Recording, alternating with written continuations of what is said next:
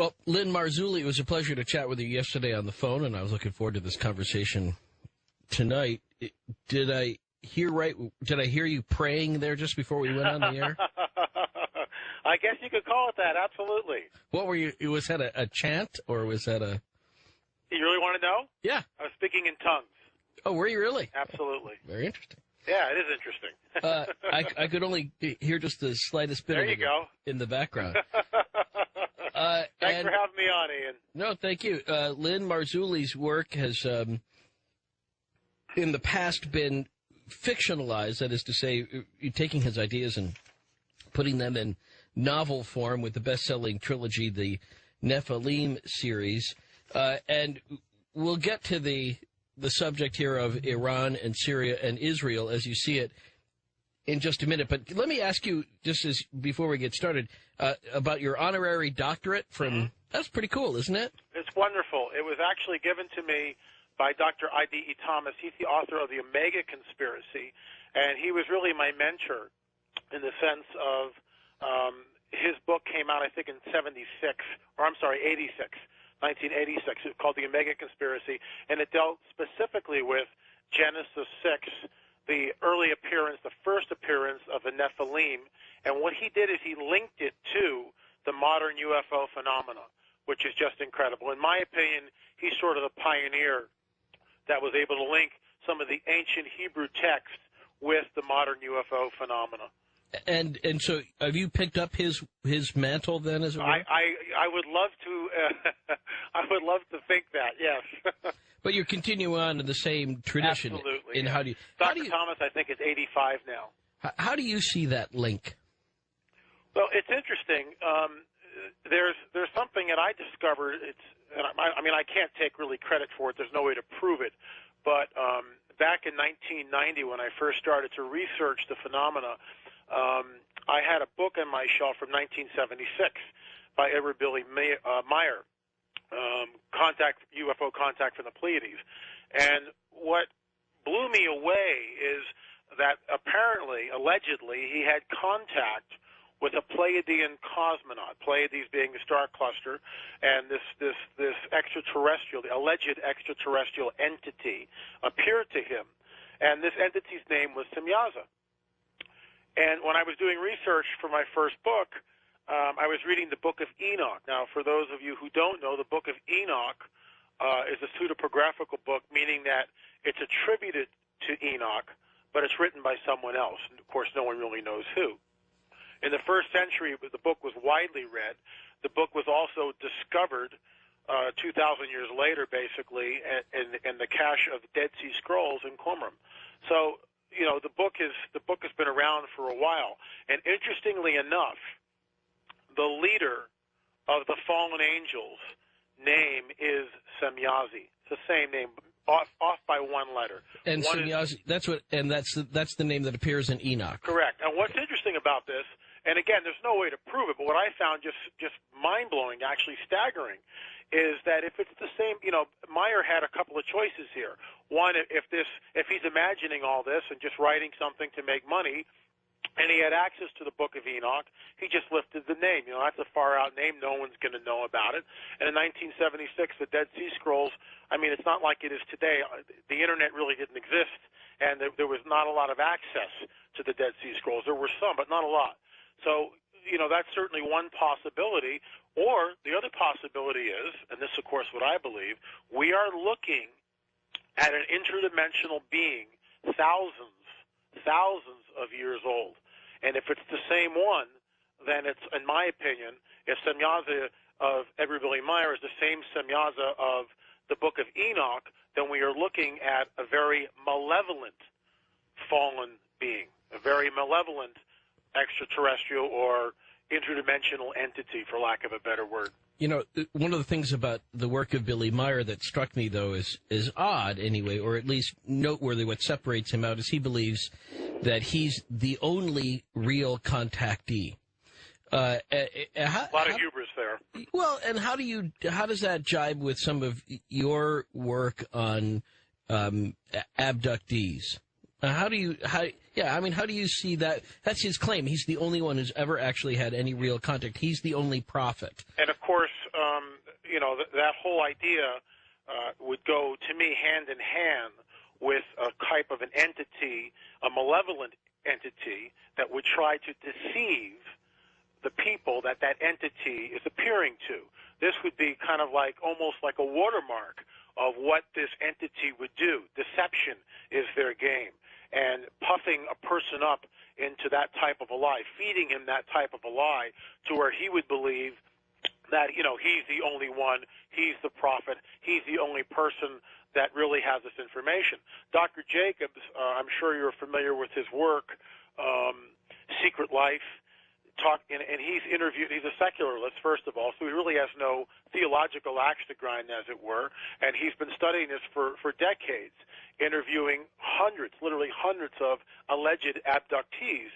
And what's amazing about this, the similarity between what they say, which each of these abductees say, is just incredible. I mean, they talk about being abducted in the middle of the night, feeling some sort of paralysis of the body, being taken aboard a ship, having anal probes, having vaginal exams, and they're often painful, needles in the eye. I mean, some of your people, I'm sure your listeners have heard some of these things, but, to me, it's just incredibly malevolent that whatever is happening to these people, and I believe it's true. I mean, I believe the abduction phenomena is true, and I believe that interdimensional beings are doing this, the same interdimensional beings that came to Earth thousands and thousands of years ago. What is interesting here is there's another link, that thousands of years ago, in the time of, let's say, Noah, they were very interested in a breeding program, and the breeding program resulted in the Nephilim. And the Nephilim were, at one point at least, were giants. Now, today the breeding program seems to be, and Jacobs looks at this, and he believes that what they're trying to make is sort of a perfect hybrid human alien. And when I say alien, I believe in interdimensional being, not alien as, most people believe from another planet or whatever, or some people believe from another planet. So the end game is to produce some sort of a racially pure hybrid, and this is what Jacobs believes. Tell me about how you define interdimensional, then. I mean, some people think of interdimensional as they travel from another place through a dimension of space and time to be here, and it's sort of a portal interdimensional concept. So are you saying that there's some sort of simultaneous parallel existence here in these interdimensional beings, and they don't actually come from somewhere else, but they're only here? Well, let me. I mean, no one really knows, and I can't really prove it. It's obviously just a theory. But what I do believe is that all around us there are other entities, and sometimes we can see them. Very rarely we can see them. Most often we don't see them. Some people would call these angels. And I group the angels in two different categories. One would be the good guys, and the other would be the fallen angels. The fallen angels, the Book of Enoch specifically talks about that a group of about 200 of them descended on Mount Hermon. And this began this whole process of marrying the woman of earth, and from that came the offspring, which were the Nephilim.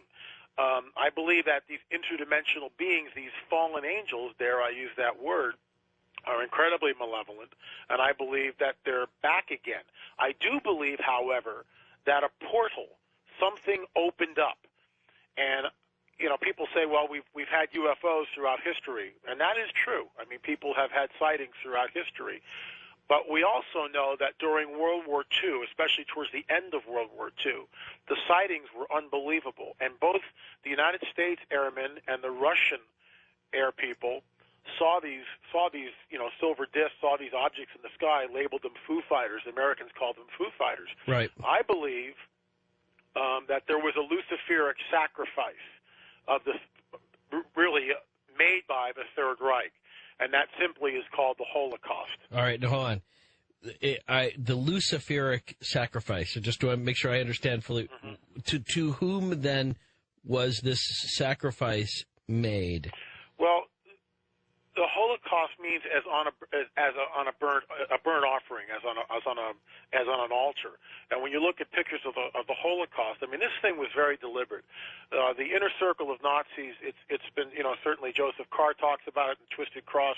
Trevor Ravenscroft alludes to it, that the Hitler and the inner core had roots. They were occult adepts. They had roots in the occult. Right. And you have to scratch your head and say, why against the Jew? Why this unbelievable hatred, this vitriol against this race of people? And they went, even towards the end of the war,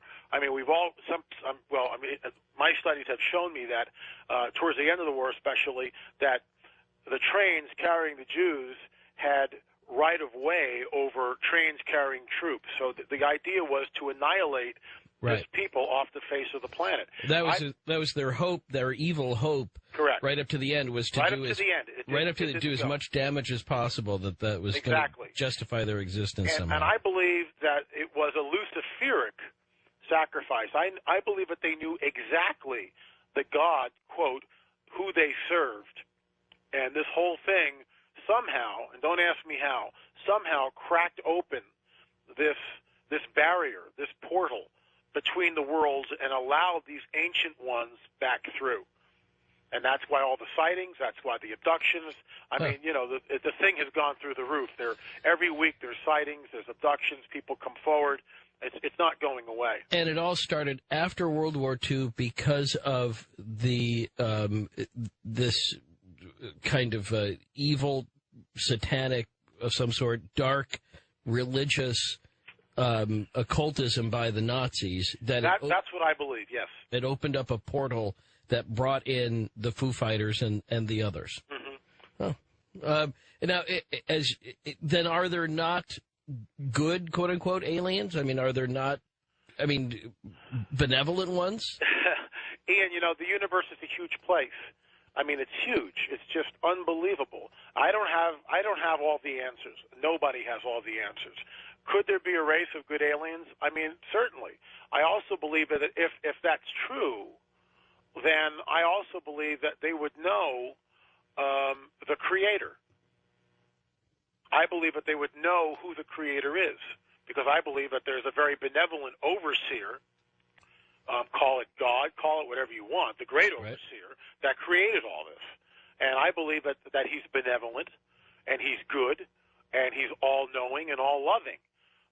He allows things to happen. I'm not sure sometimes why, but he, allows things to play out. And I think at some time he will intervene in time as we know it and in history as we know it. But I think the universe is a huge place, and I think that aliens, certainly could exist on other worlds and other galaxies. We're setting the table for the conversation with Lynn Marzulli on how we're kind of where we are today and why, and we'll get to Lynn's beliefs on how news of this week, even events as we discussed, are indicative of some of the fulfillment of prophecy, which Lynn's been studying. So these last 50, 60 years worth of alien abductions and or sightings, this is a Luciferian race, if you will, of from another dimension? That's what I believe. I believe that they're fallen angels, that there was some sort of a war, a cosmic struggle, that a particular being, call him Lucifer, call him Satan, you can call him whatever you want. This guy is a super scientist. He's not some guy running around in a red suit with a pitchfork. It's just a joke. Right. This guy is very, very powerful, very serious, very malevolent. I would not want to have a face-to-face encounter with him. Right. Let's put it that way. Well, and so where are the descendants of the Nephilim? Where are if this hybrid is going on, where are they? Good question. Some people believe that they're actually intermingling with us. I've never met one, and I have no proof that they even exist. Jacobs believes that it's ongoing and it's very real, and that some of them have been slowly integrated into the population. Whether or not he can prove that, I have no idea. I can't certainly prove it. Abductees who were taken aboard ships see different stages of hybrid. Some of them, look more human than others. Some of them are very frail-looking. Others look, more presentable. The movie Taken, which was a 20-hour miniseries by Spielberg. I mean, I don't know if you saw that or not. I haven't. I have to say. It chilled me to the bone because 20 hours, and it's like it's chapter and verse of what many of us have studied and believe. We're all drawing from the same information, and this goes back. They trace. It's kind of like an Alien Roots, in the sense that they trace a family through like 3 or 4 generations, and it's basically doing the breeding program. I mean, these people are abducted. This guy is abducted from a Foo Fighter in 1945. And then from there it goes into modern day, and it's like, 2 or 3 generations, and all the machinations that happen, and people are killed. In other words, the ends justify the means. But what chilled me about this thing is after like the 3rd generation, that the hybrid is what they're after. And it's a little girl, and she's got unbelievable powers.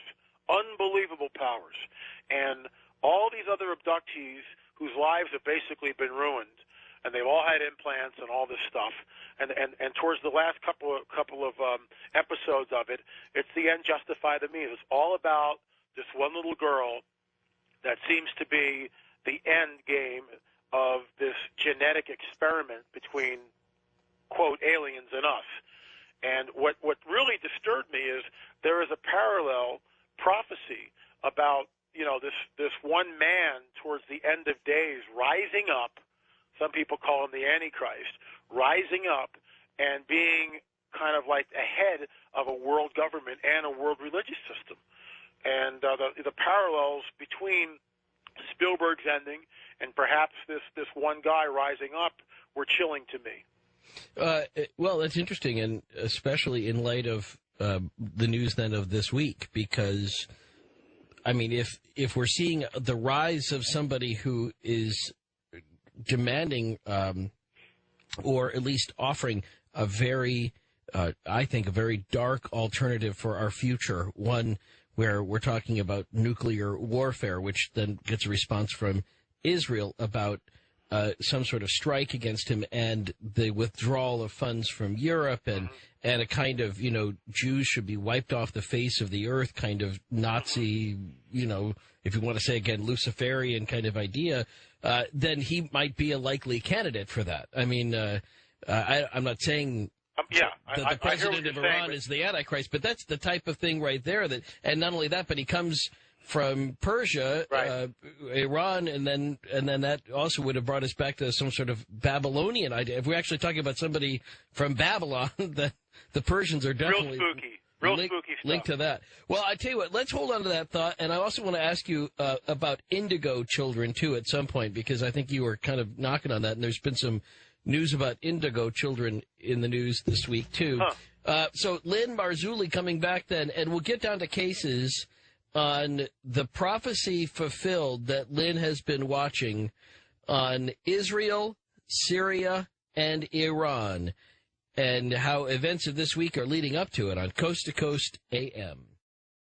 I'm sitting there thinking about that idea of the president of Iran as being the Antichrist, or at least an Antichrist figure, and it all kind of lines up really freaky weird.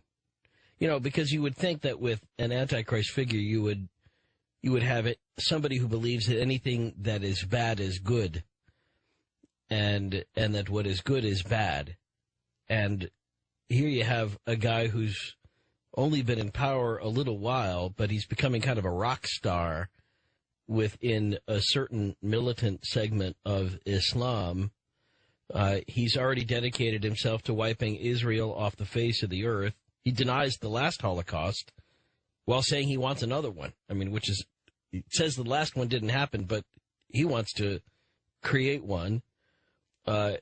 He wants nuclear weapons, doesn't really appear to have any problem with terrorists, loves terrorist organizations, hangs out with them all the time, hung out with 2 of the worst ones this week. And you talk about a guy connected to Babylon, certainly Persia or Iran is all about that. So How does that lead us back into the conversation with Lynn Marzulli? Well, this could be a very, very revealing story, this idea about the money that's being taken back from Iran out of the European banks and investments. Iran pulling its money out of Europe. Is it just because there's a fear that some of his assets might be frozen with this nuclear program he insists on going through with? Or could it be something else? I mean, you wouldn't want your eggs in a basket that you were planning on bombing, would you? You wouldn't want to be invested in an economy that you might think about destroying. Well, follow that thought up with Lynn Marzulli and the work he's been doing on the Nephilim and ETs and how he sees an unfulfilled prophecy from the Bible coming true even before our eyes. Next on Coast to Coast AM, this is Ian Punnett.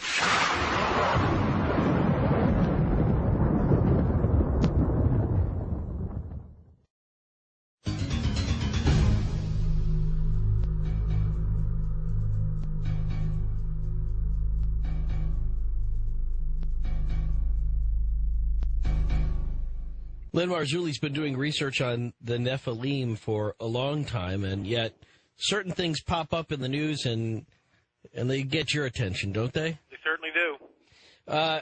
Let's backtrack 1 second for just a last thought on indigo children. There's just been a lot of discussion about that. There was some, kind of mainstream network TV special on indigo children, this idea of special kids, and then a piece I was reading in sort of a mainstream publication this week about the belief that these indigo children have a special, dark purple glow around them, and that they have high intelligence and they need to be coddled, and they have to be you have to understand that they're they're kind of a different breed, and that they're here to save us, and that these indigo children are part of some evolutionary cycle, and that their aura is an indicator, and some people can see these indigo kids even from a distance. Where are you on that idea? I mean, any thought on that? Well, I mean, I honestly don't know enough about it to almost even comment on it. As far as an evolutionary jump, I mean, to me it's like, unless that somebody is altering the DNA, and one would wonder, I mean, we can alter DNA, let's say, through, I mean, Amgen does experiments, and a few of the geneticists that I've talked to, this is years ago, astounded me by saying, by manipulating, let's say, the genes from a firefly and a frog, you would get a frog that would glow in the dark, very similar like a firefly. The question is, are these alleged indigo children being genetically manipulated in some laboratory someplace? I mean, how is their genetic code, let's say, being altered? Are they, in fact, some sort of a advanced hybrid that we're starting to see on the scene? I mean, all this is speculation, and it's really hard to pin it down. Sure. But what we can know is that Iran has made itself front and center in the world news for the last couple of months. Yeah. And you've been watching that very closely. What is it that you look for when you hear about news about Iran and Syria? Can I start by reading just a little excerpt from the third book in the Nephilim trilogy?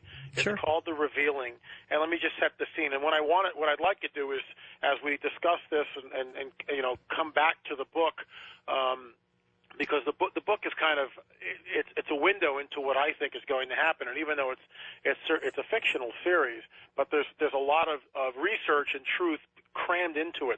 One of the characters' name is Elisha Ben Hassan. He's a Holocaust survivor. He's in his early 80s. They're in an underground bunker in Israel. Elisha stared at the map. They're not even trying to camouflage them, he remarked. There was no doubt that something was happening. What about the troop movements in Iran? The Iranian ambassador has assured us that these are just exercises, but we don't believe it, especially since these war games are being conducted with the Egyptians, the Syrians, and Lebanon. Has the Prime Minister considered a preemptive strike? Elisha asked. The Major shook his head. It's being discussed, but the Americans are pressuring us to stand down. They've had their diplomats clogging the phone lines for the last 24 hours since all of this began. How much time do we have if Iran launches their missiles? Elisha asked. Less than 8 minutes, but we prepared for that. We've had our intercepts on the ready since they launched their first successful tests. I'll stop right there. What's chilling to me, this was written before Iran had the capability of launching missiles and hitting Israel.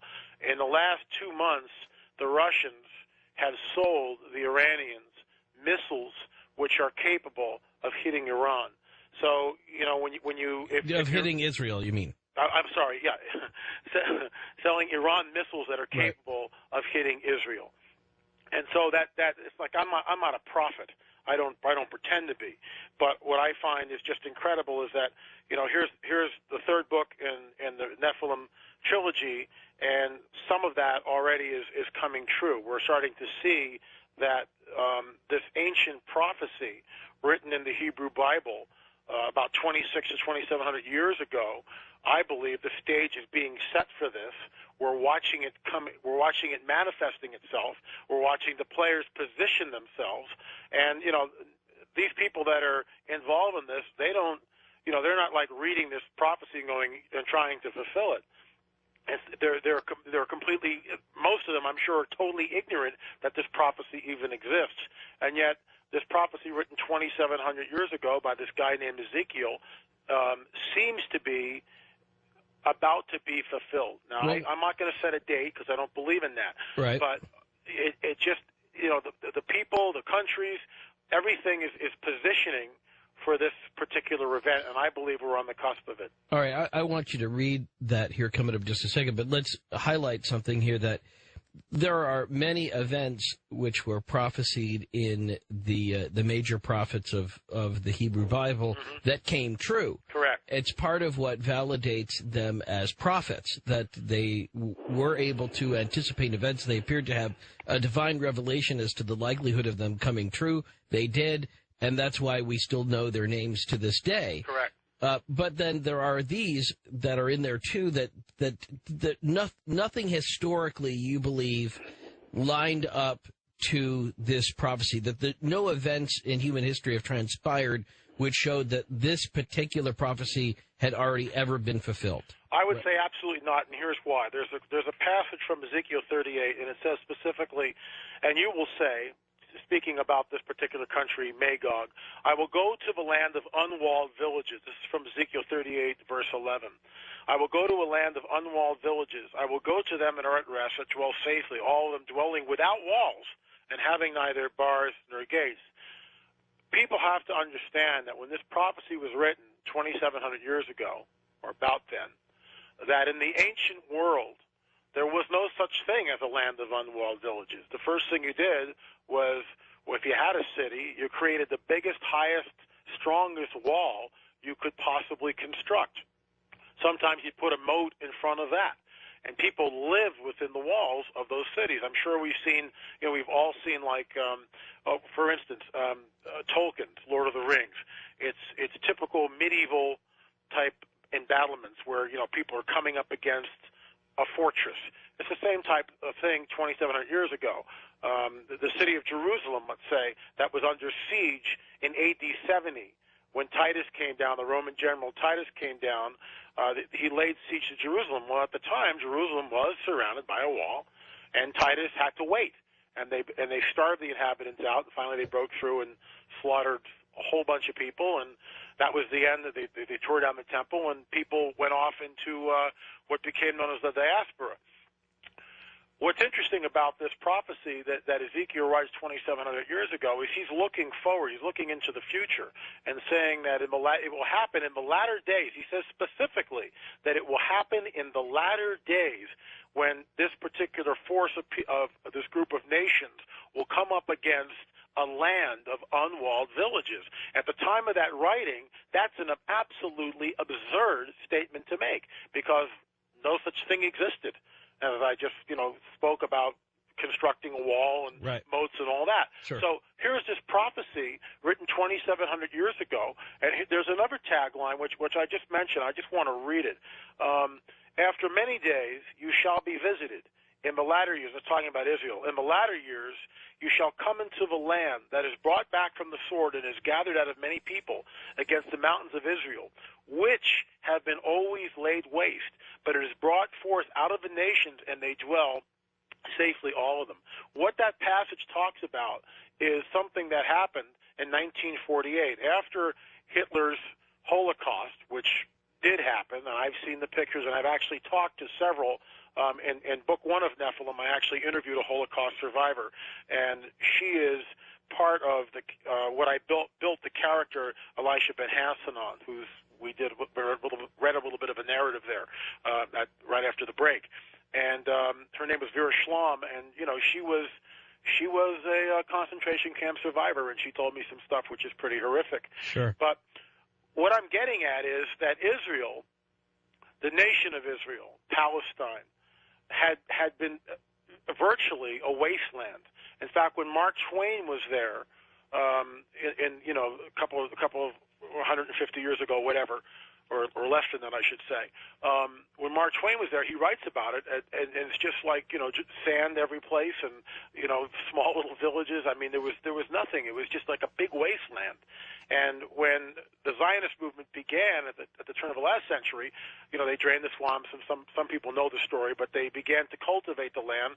And of course, after the Holocaust, you had this gathering of the Jews from all the nations of the earth pouring back into the homeland. And the nation was born in a day, which fulfills Ezekiel 37, part of that prophecy, that the nation of Israel reborn in a day. And the United Nations voted on it, and at the time the Soviet Union voted to allow them to come in. So 1948 is an unbelievable fulfillment of prophecy. And we see in Ezekiel 38 when it talks about that in the latter days, after they've been regathered. And what people have to understand is this thing's written 2,700 years ago, and we know that the diaspora happened. We know that Jerusalem was destroyed by Titus in AD 70. We're looking at almost 2,000 years of diaspora. In other words, where the Jews are scattered throughout the nations of the world. Israel does not exist as a nation. There is no temple, and yet, and this is unbelievable, it would be like the Manhattan Indians coming back to Manhattan, where all of a sudden the Chumash Indians, where I live in California, coming, hi, we're back, we're going to take over Los Angeles. I mean, it's almost that absurd. And yet after 2,000 years, almost 2,000 years, we see these people coming in from all four corners of the earth and reestablishing their homeland. That is fulfillment of biblical prophecy, in my generation, certainly, and something we can go back and we can see. And that has to give people a real heads up.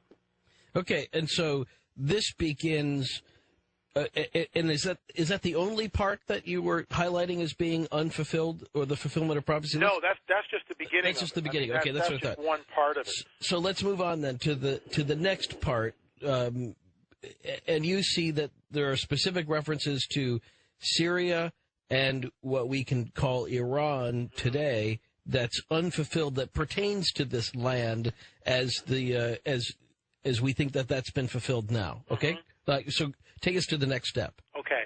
At the beginning of that chapter, it says, Son of man, set your face against Gog, the land of Magog. And then it says, Thus saith the Lord God, Behold, I am against you, Gog, the chief prince of Meshech and Tubal, and I will turn you back and put hooks into your jaws, and I will bring you forth, all your army, your horses, your horsemen, all of them clothed with all sorts of armor, even a great company. Persia, Ethiopia, Libya with them. And it begins to list the nations. What's interesting is, people say, well, what is Magog? And we can get into the whole idea. I believe Magog is Central Asia. Which is, it could include, let's say, parts of Afghanistan, but Tajikistan, that all those countries around that area. It also could be part of what is, Turkey, and just right above Turkey, southern Russia. So, scholars differ on that. Chuck Misser believes that it's the Great Wall of China. And he has historical footnotes to this, that the Great Wall of China used to be called the Ramparts of Magog. In other words, it was built to keep the Scythians, the Magogians, out of China. So part of that, I believe that it's modern-day Russia is what we're seeing. What's interesting is the next nation that's named is Persia, which is now modern-day Iran. And so what's happening is there seems to be there is an allegiance between the Russians and the Iranians. We just mentioned a little earlier that the Russians, in fact, sold the Iranians missiles which are capable of hitting Israel. Sure. So that's chilling. It's starting to line up, this prophetic idea written 2,700 years ago. I believe the stage is being set. I believe it's the next major thing we're going to see. And what's amazing about this is when you get someone like, the president of Iran, Mahmoud, his last name is a tough one, anyway, I just call him the president of Iran. I always have trouble with it, but I've struggled with it too. And Ahmadinejad, that's it. Yeah, I know, but I hear more anchors mess up that name. And I thought I just kind of call him the president of Iran. I said it 50 times not to stumble over it tonight, and of course, what do? I stumble over it. God bless you. There you go. Okay, so is that all there is to the prophecy then? Is there anything more specific in Ezekiel that talks about? I mean, does Syria get specifically mentioned?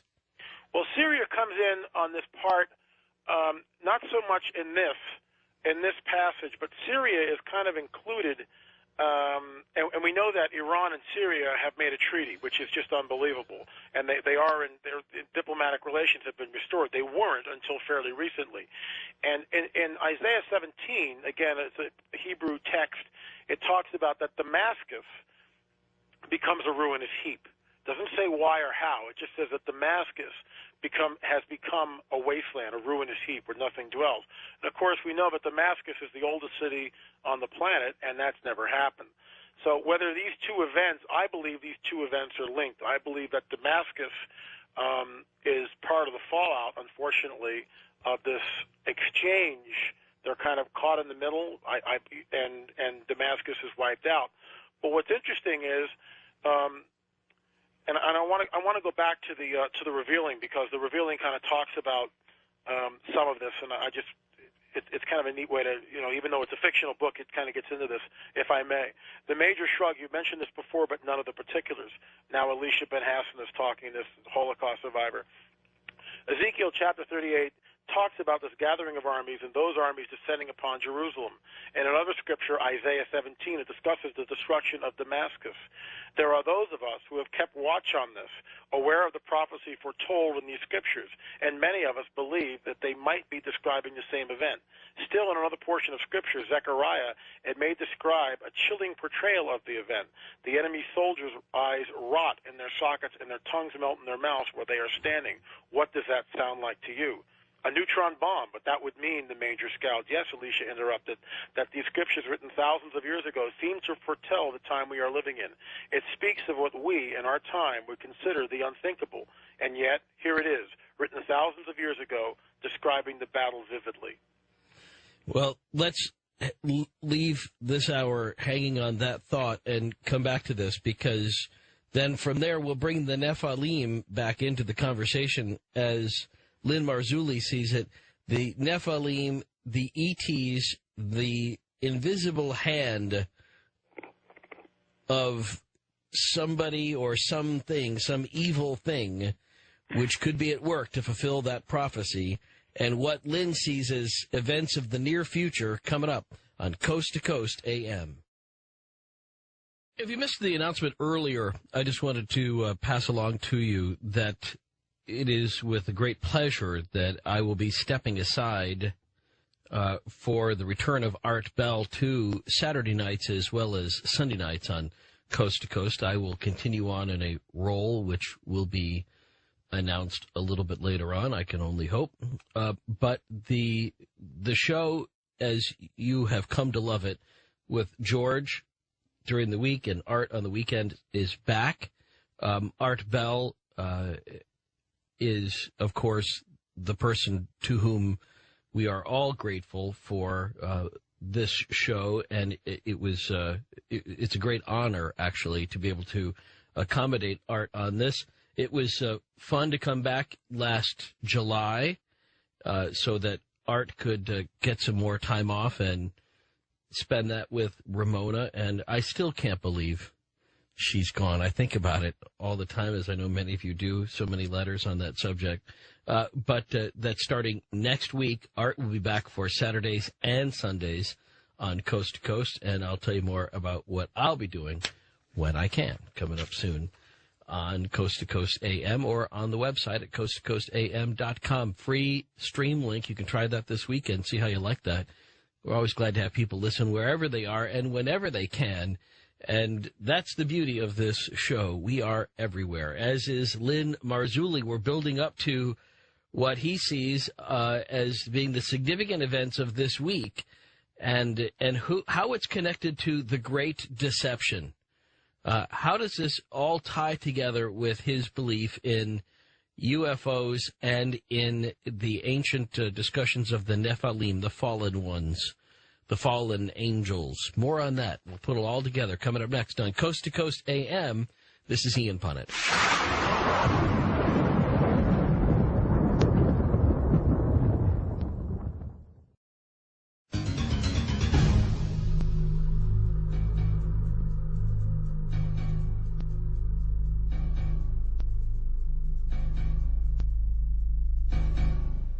Lynn Marzulli on Coast to Coast AM. By the way, am I supposed to call you Dr. Marzulli? No. It's an honorary doctorate. Absolutely not. Should I call you Honorary Dr. Marzulli? Your Honor? HD for short. Your Honor? Is that the idea? So let's try putting some of these big ideas together. We've been rolling some mighty boulders down the street here, so let's build a wall with it. You believe that with Syria doing its saber rattling, being kind of in the middle of this thing, or in cahoots with Iran in its discussions about the elimination of Israel from the face of the earth, with Iran and the president of Iran now seemingly taking a very militant position on coming after Israel, the nuclear weapons, the withdrawal of money from those European banks. How is it that this you believe is fulfilling the prophecy of Ezekiel? Well, the nations that are mentioned that we talked about in the last hour, the nations that are mentioned in the prophecy, go back 100 years ago. I mean, some of those nations just didn't exist, and they certainly had no military strategy like they do today. This prophecy could not have been fulfilled until just very recently. I mean, go back 50 years ago. Or 30 years ago, let's say, when the Shah was in power. Completely different mindset, more westernized. You didn't have the rise of the Islamic fascism that you've got today, the militant branch of the Islamic faith. And, all this is happening, and the saber rattling is unbelievable. I mean, being a student of prophecy and listening to the president of Iran, say some of the things that we've talked about, and then, of course, you mentioned that there was talk of withdrawing, right? And we're talking like $50 billion from Europe. I mean, that's a serious amount of money. Although they apparently yesterday they backed off a little bit, and they said, well, that isn't really happening. So, whether it is or whether it isn't, no one really. I don't know. Yeah, we don't know. So what do you see would be happening then? I mean, for the fulfillment of this, what events do you think will actually be transpiring? Again, let me read from the revealing because it's I've collected my thoughts there. There's two characters here: the major, who is kind of doesn't believe in any of this stuff, and then we have Elisha Ben Hassan, who's been studying this forever. The major nodded. You see what is happening? It looks like the Iranians are preparing for an offense. It will be suicide, and they know it, Elisha said. This isn't 65. Everything has changed. Egypt, too, Uri added. Elisha gave us a map again, nothing compared to Iran. True, the major replied, but our intel inside Egypt are relaying that something is brewing. They're not sure how big, but they're very nervous about it. The Russians, Elisha asked? Yes, their president relayed a message to the American president, who in turn talked to our ambassador, who then relayed to the prime minister that war games are underway between the Iranians and the Russian army. So I feel that at some point in time, like the wars that have happened against Israel, like the Six-Day War, War of Atonement, things are going to happen, and the saber rattling will go on for a while, and at some point, the thing is going to ignite. I want to read something. Let me see if I can get my hands on it. But what do you think would happen? I mean, how would that play itself out as you see it? Israel this week said that it would have a preemptive strike against Iran, so maybe that's Correct. The excuse that Iran would use, to launch some major offensive. Or maybe if Israel strikes Iran, that's their chance to get together with Syria, Lebanon, maybe even Egypt, and simultaneously attack Israel. The way it comes down is not really clear. I don't. My gut feeling is that Israel will not throw the first stone, so to speak. It's not Iraq. For them to fly over there, it's a whole different ball game. Right. The Iranians have a good-sized air force. Some of the Iraqi jets that left are over there, and apparently the Russians have sold the Iranians the parts to them. So apparently they're in good working order. The Iranians have a good air force, and I mean for the Israelis to do something like that, not saying that they couldn't do it, but I just don't think it's going to happen. I think that this thing, when it comes down, will be kind of lightning fast. Okay. And I think it'll take people by surprise. Well, where do the Luciferians figure into this then? I mean, where's the rest of your work? How is that part of this revealing?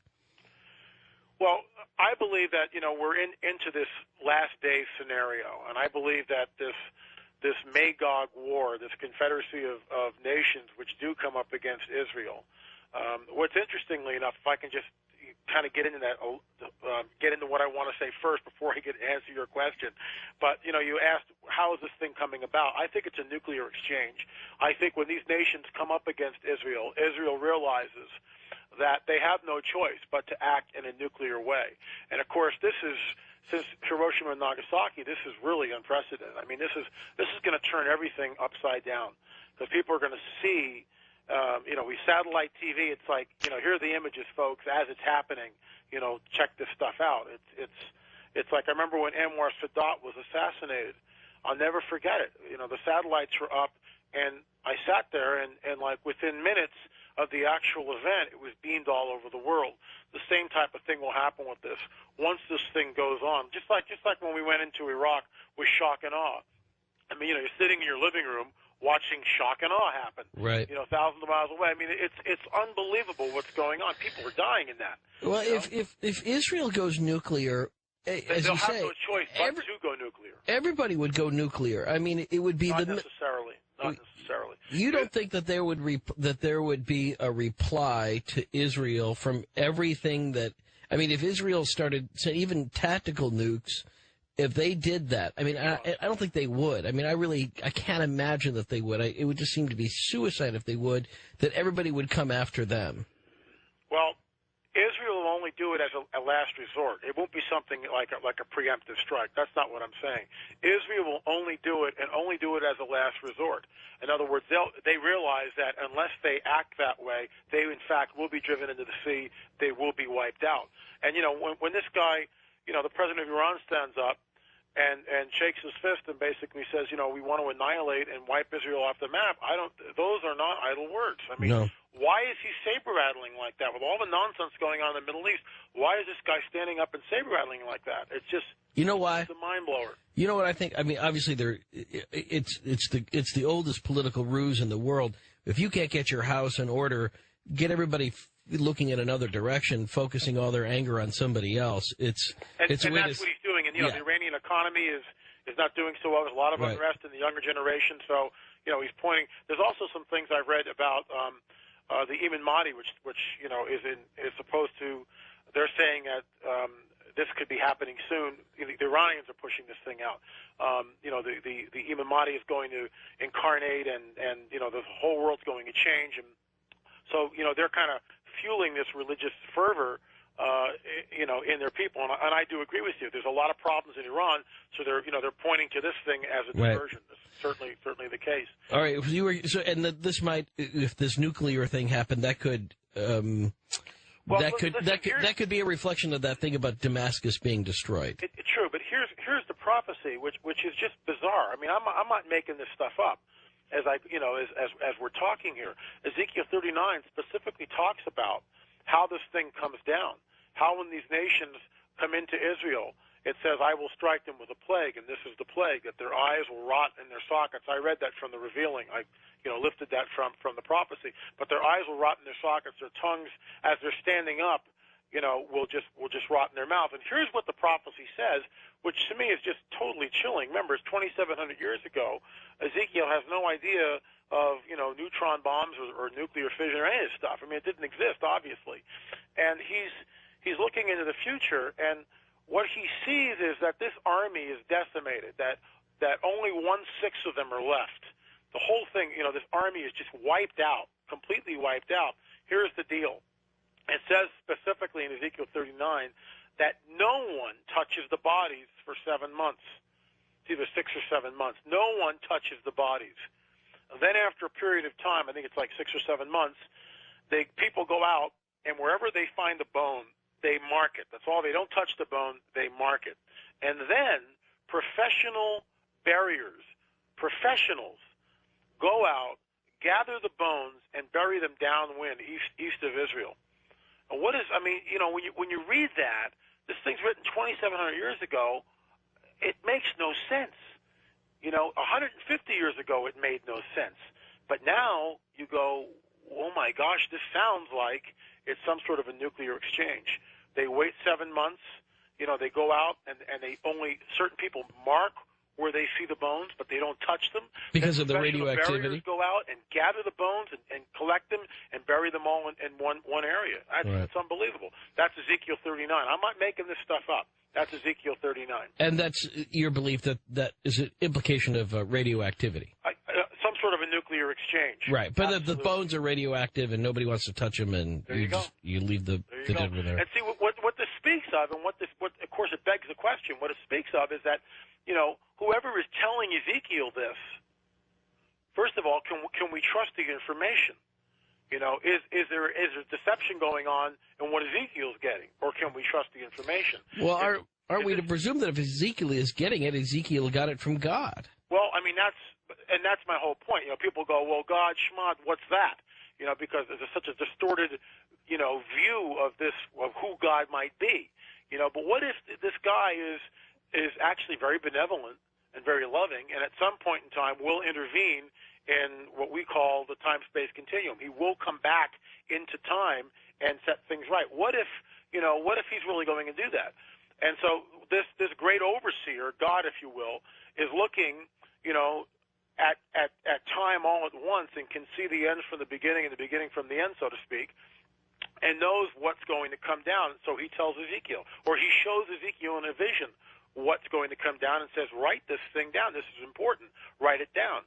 So Ezekiel writes this thing down 2,700 years ago, and nothing happens for 2,700 years. Ezekiel's long gone, but in our time, we're seeing, I believe, the fulfillment of this ancient prophecy. We're watching it on the 6 o'clock news. That's unbelievable. But you seem to be hinting at this great deception idea again, right, that somehow that Ezekiel had been deceived, or...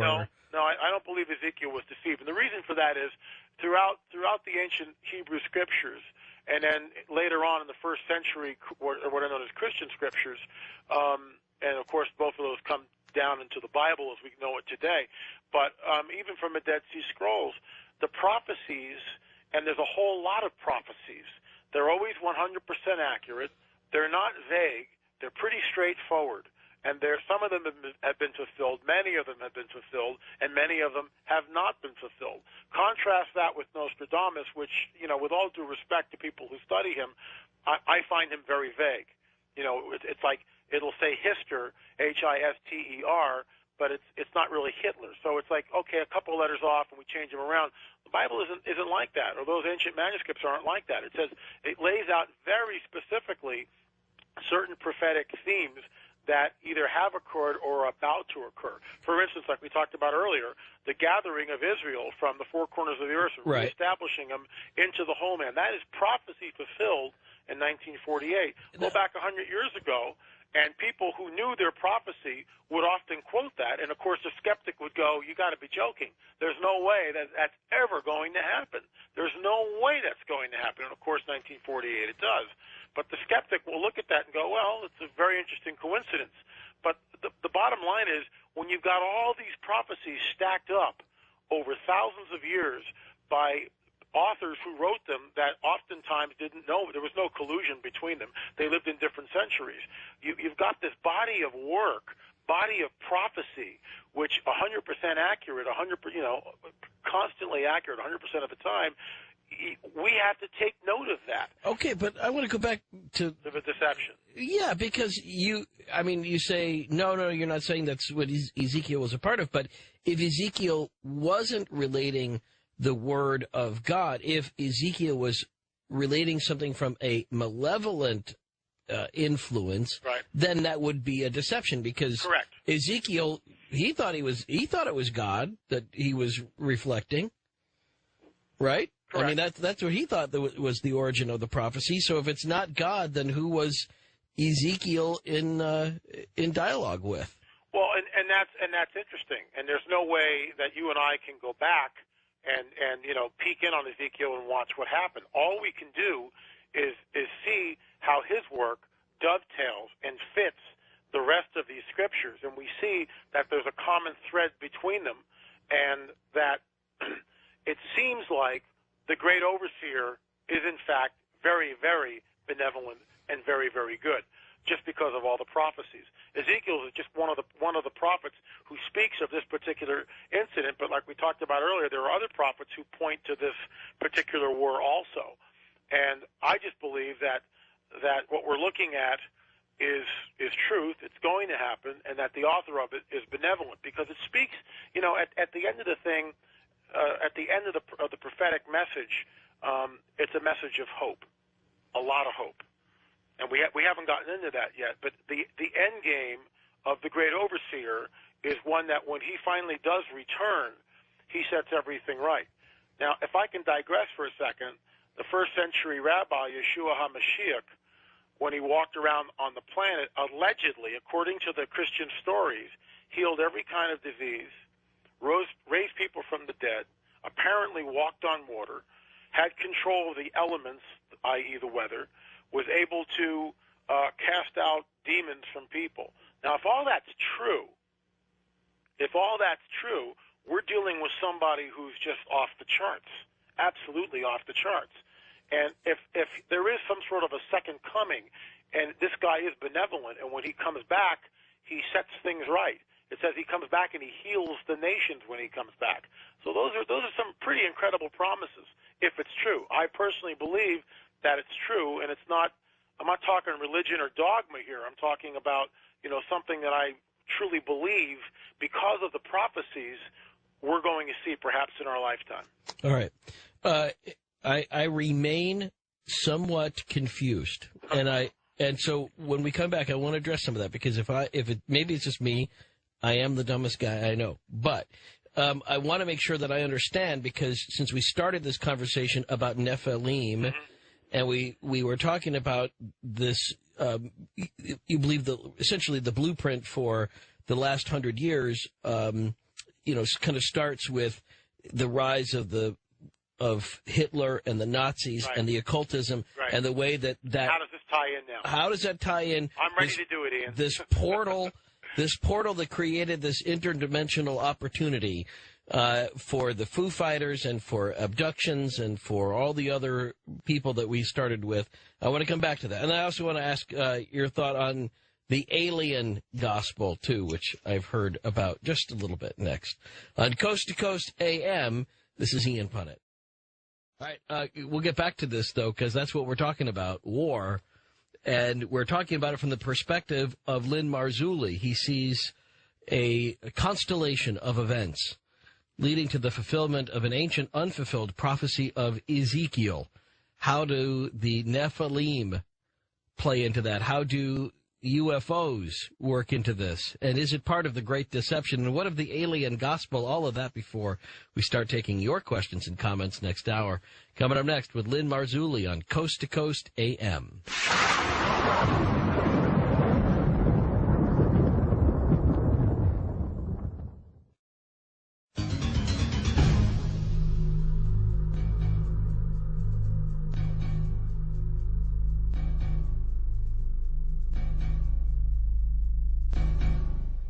How old are you, Lynn Marzulli?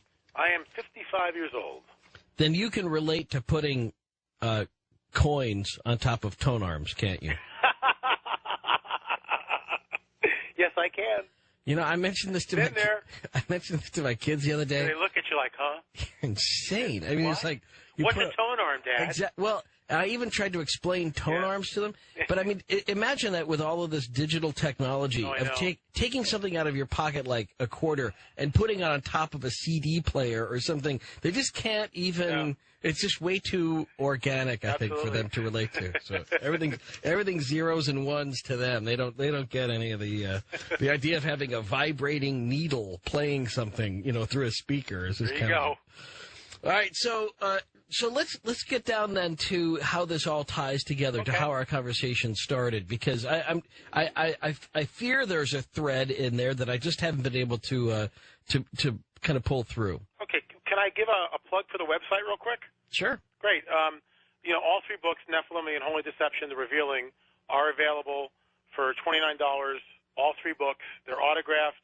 Plus, you get an audio CD of an interview that I did about a year ago, and they're for $29.99. And so we ship them all out to you, and the website is www.spiral, like a spiral staircase, spiraloflife.com.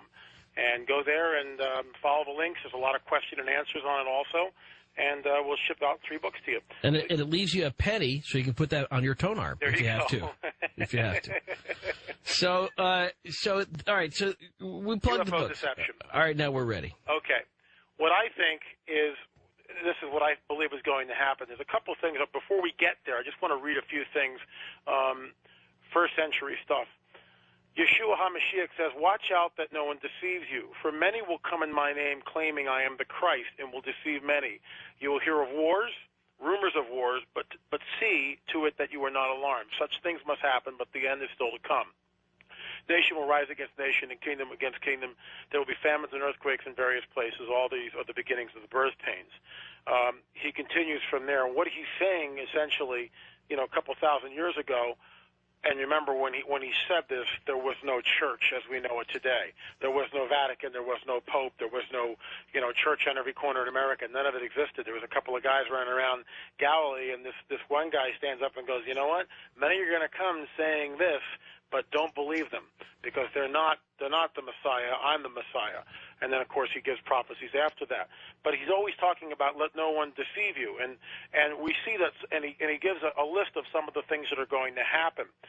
And another scripture from the first century says, "The coming of the lawless one will be in accordance with the work of Satan, displayed in all kinds of counterfeit miracles, signs, and wonders, and in every sort of evil that deceives those who are perishing." I'll read that again. "At the coming of the lawless one will be in accordance with the work of Satan, displayed in all kinds of counterfeit miracles, signs, and wonders, and in every sort of evil that deceives those who are perishing." I'm going to jump back to another scripture, and then I'll get into it here.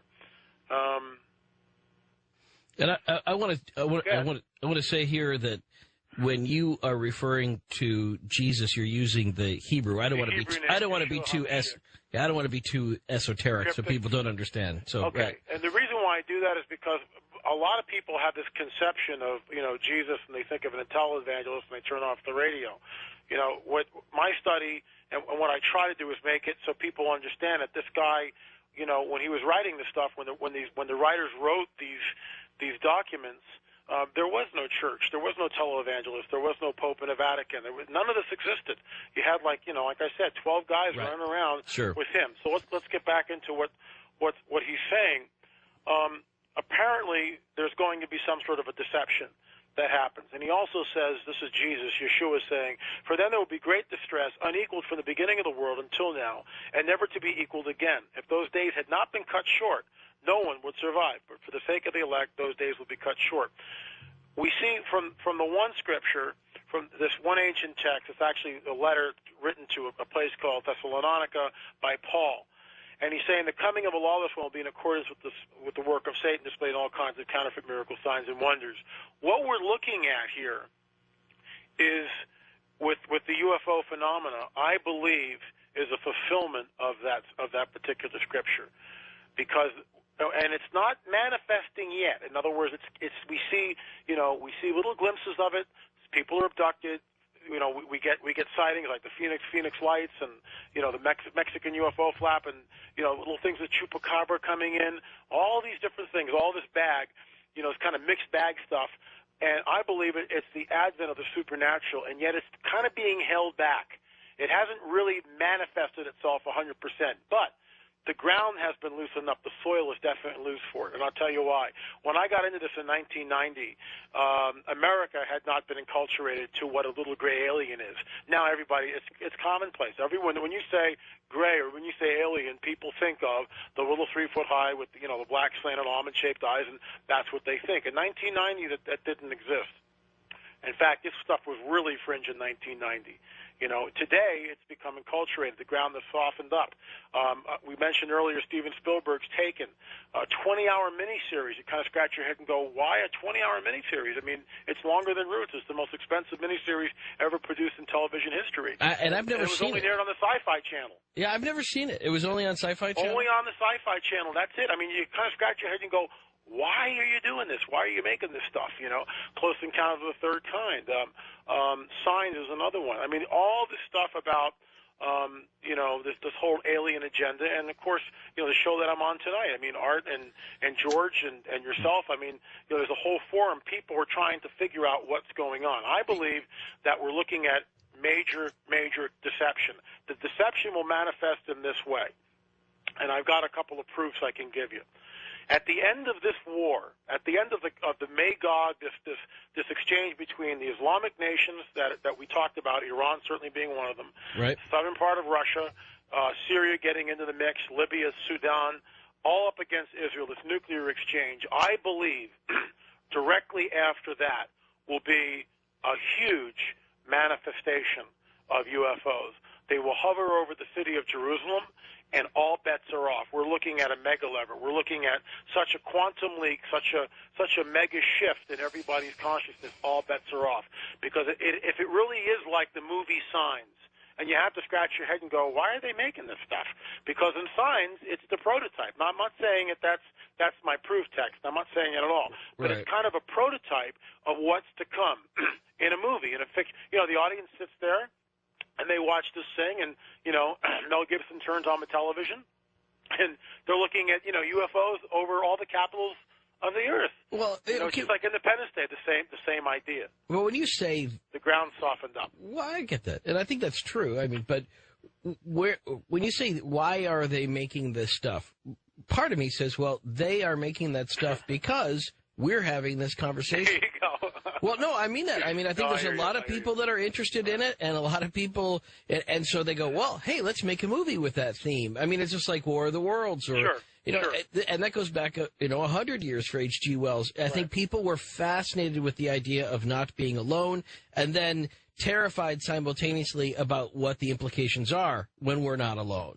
Right. And I mean, we're always, terrified by the things that we're fascinated with. We slow down at car fires, on the side of the road. Absolutely. Partly because we go, wow, cool, burning car fire, like smoke, flames. And then the other part is, glad that's not me. Mm-hmm. Or what would that be like if that were me? I mean, there's always those two things kind of come hand in hand. Mm-hmm.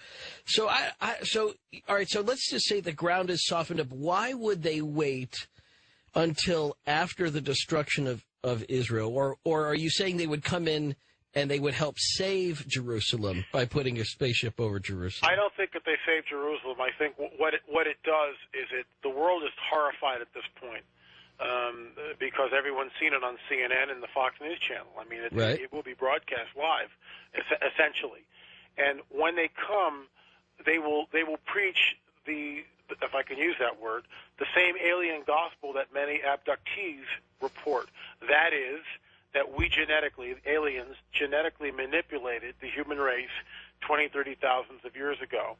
And we are responsible for modern man. And we are responsible for promoting the great sages, avatars, and saviors, i.e. Buddha, Confucius, Jesus, Mohammed. And they will have, as some abductees allegedly report, holographic film, and I actually get into this whole thing in the Revealing, and the Nephilim trilogy gets into this stuff. They'll actually have a holographic film, let's say, of the crucifixion and the resurrection. Most people will look at this and go, well, that explains everything, doesn't it? And now they're back because we're going to blow ourselves up, and they seem to be benevolent, and let's see what happens. And you say, well, then that's just crazy. That's just so far-fetched. That's just so out of it. I have trouble believing that.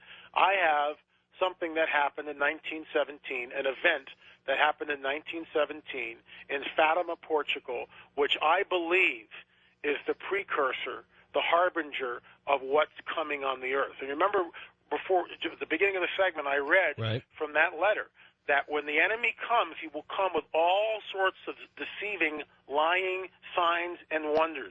And, you know, people read that and they go, oh, okay, counterfeit miracles, signs and wonders. Okay, far out. I wonder what that is. We don't have a clue.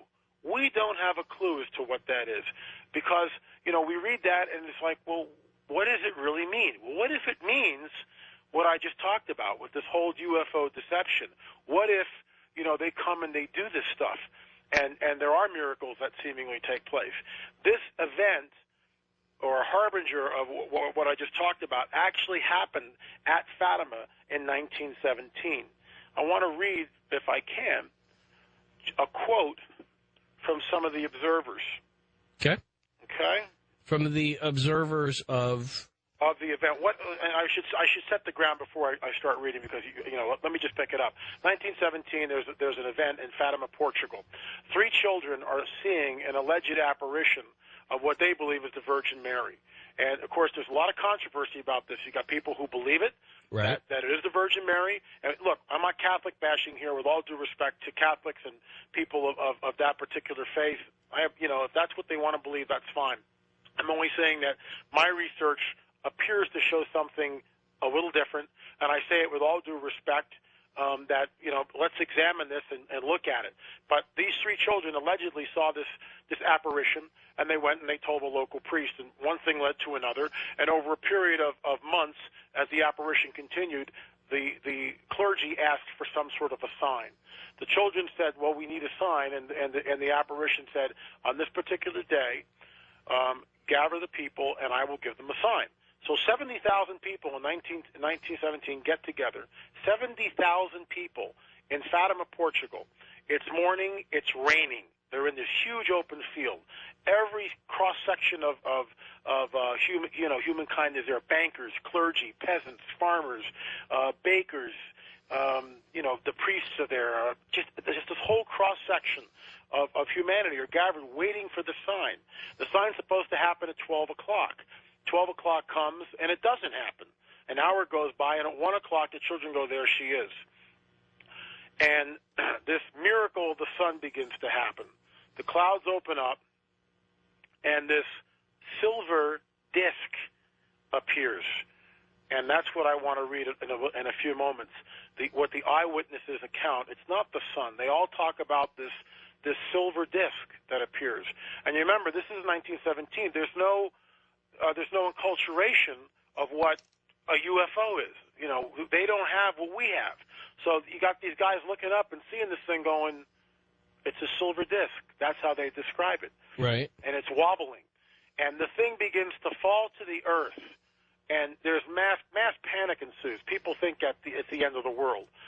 But as it falls, remember, everyone's been standing in the rain. People were drenched.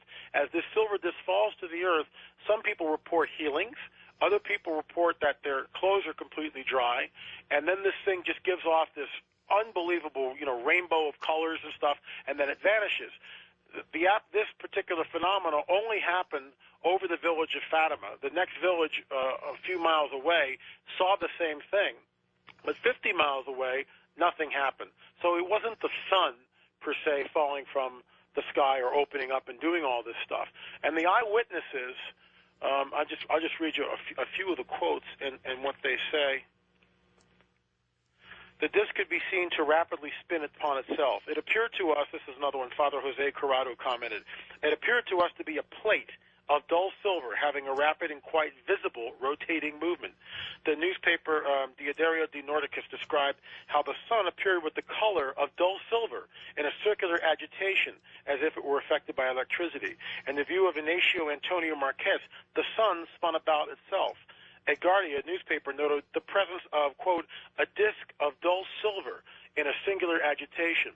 Another paper says, at a certain moment, it was seen to be animated by a rapid turning movement. A woman says, quote, I saw a very clear disc, silvery blue, without rays, without quickly resume its natural color, then began rolling in a dizzying manner. An engineer by the name of Mario describes the object as having a movement that was like a rotation, and on it goes. I mean, there's quote after quote after quote of eyewitnesses of the account of what they saw. Right. And so this, to me, is a harbinger, is a precursor of what's going to come on. This is part of what the lying signs and wonders will be. Now, I realize that it's what I'm saying, that a lot of Catholics really believe in what happened at Fatima. What I'm saying is I believe that what they were looking at and what the eyewitnesses looked at were what's about to come on the planet. All right. And that's my prototype. That's my proof text. And help me understand this, because I thought you said that the Foo Fighters and the UFO phenomenon started after World War II as a result of this evil burnt offering. So how could that be a UFO sighting in 1917 if the portal wasn't open until 1945? No. And I agree with what you're saying. But remember what I said before that UFOs have been sighted throughout history. Right. But in 1945, everything just exploded. Okay. The portal was open. And I don't know how this works, Ian. I honestly don't. I'm only looking at it and going, it seems like this Luciferic sacrifice of the Holocaust cracked some sort of a cosmic portal which allowed these things in. Up till that point, a few of them could get in for whatever reason, and kind of do a little bit of shtick and then leave, And Fatima seems like, it seems to be like an event that happened. But obviously it did happen, but it's a singular event. It happened for a period of time, and then it just stopped. And so, I don't have an answer to that. But the eyewitnesses point to, everything I just read is direct quotes from eyewitnesses who were at the event. It's not secondhand information. It's like, I was there, this is what I saw. What does that sound like to you? It's not the sun that's spinning. It sounds like a UFO. It sounds like a silver disc. All right. I like everywhere you're going with that honesty, and I appreciate that, because that a lot of other guests might have attempted to sort of bluff an answer. So thanks. I mean, if we don't know, we don't know. I don't know. It makes it interesting to speculate about, and we'll continue that coming up next hour. We'll throw some phone numbers at you coming up after the top of the hour, and hope you join in the conversation with Lynn Marzulli. And while we're gathering up the people next hour, I want to ask you just to run through, if you could, quickly, the whole alien gospel. We didn't get to that this half hour, and I want to hear what that is. And we'll get to everybody else in this conversation. And if you missed the special announcement earlier, I'll just pass it along to you one more time coming up. On Coast to Coast AM, this is Ian Punnett. And we'll start taking your calls here coming up in just a second. I wanted to jump in and correct something that I would hate to have be perpetuated due to my ambiguity.